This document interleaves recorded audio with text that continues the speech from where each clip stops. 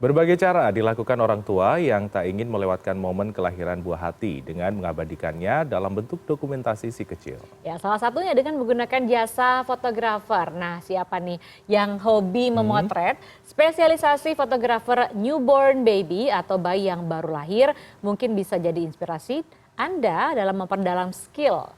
Berikut liputannya dalam segmen Demi Cuan berikut ini.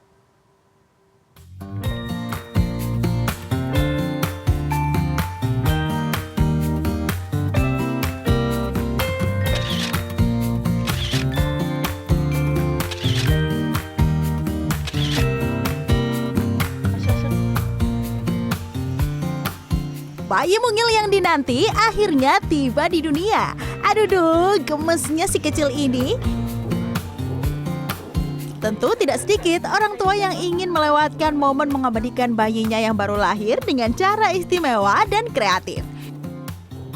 Eits, tapi ternyata memotret bayi yang baru lahir tidak semudah itu. Bayi cenderung lebih ringkih, perlu bisa diarahkan dan perlu ketelatenan tinggi sehingga perlu orang yang ahli di bidang ini. Berangkat dari ketertarikannya di dunia fotografi dan anak-anak sejak 2018, Hani akhirnya belajar menekuni bidang fotografi dengan spesifikasi newborn baby. Tentu bukan perkara yang mudah, sehingga sebelum menggeluti bisnis ini, Hani banyak belajar, mengikuti ragam workshop, serta mengambil ujian sertifikasi khusus di bidang fotografi bayi yang baru lahir. Berbekal pengalaman tersebut, ia mulai merintis Lil Thumbs Up Newborn Photography serta mengaplikasikan ilmu yang didapat.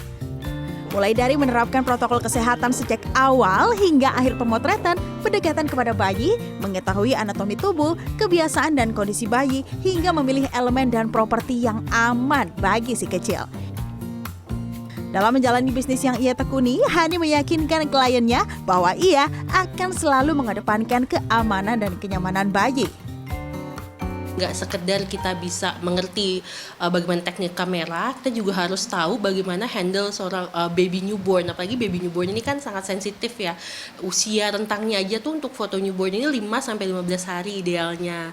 Karena kita ingin mendapatkan bayi yang masih bisa deep sleep, yang masih tidak terlalu sensitif sama apa misalnya gerakan gitu ya. Kita posein gitu. Terus juga badannya masih lentur. Jadi ada sampai sekarang pun masih dapat pertanyaan gitu. Ini yang handle bidan bukan atau yang handle perawat bukan gitu, masih dapat pertanyaan kayak gitu. Walaupun sebenarnya kita nggak harus mendapat sertifikasi nakes untuk bisa handle baby sebenarnya gitu. Jadi ya masih ada aja pertanyaan kayak gitu. Tapi ya yang penting kita terus mengedukasi klien sih kalau kita tuh mengedepankan kenyamanan dan keamanan untuk bayi.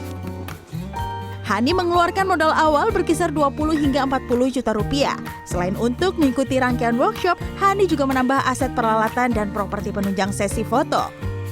Memanfaatkan media sosial sebagai sarana publikasi, kini bisnisnya sudah semakin dikenal.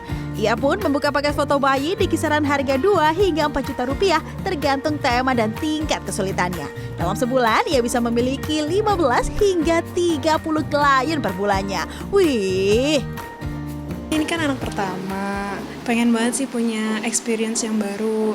Terus kayak nginget-nginget perjuangan sampai ngedapetin dia, pengen juga punya ada momen yang disimpan sama kita gitu. Jadi aku pertama cek Instagramnya dulu sih, followersnya, review-reviewnya, terus jenis-jenis fotonya, terus price listnya gitu-gitu. Ternyata ini cocok sih buat aku gitu.